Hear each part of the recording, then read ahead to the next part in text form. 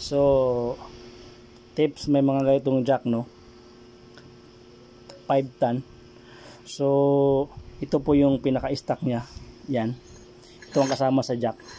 So kung gusto nyo i-upgrade yung jack nyo sa transmission jack heavy duty, para magtanggal kayo ng automatic transmission or manual transmission, kailangan nyo i-upgrade ang yung gamit sa ganito. Ayan, no? Ito ay sakit na 22 angle bar. So ganyan lang siya, medyo mainit pa. Ayan, ganyan siya. Ayan, tanggalin natin to, tapos ikabit natin to.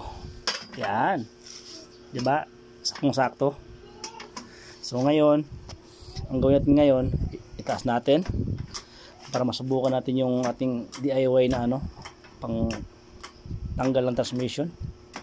So ayan, maganda siya. So baba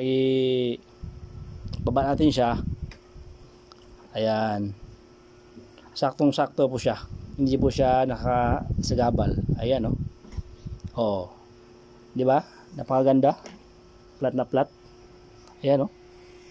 Kahit ano pong baklasin nyo dyan, mapa-automatic man, mapa-manual, lahat basta kaya ng inyong jack. Ayan. So I hope you like it. Just follow. Thank you.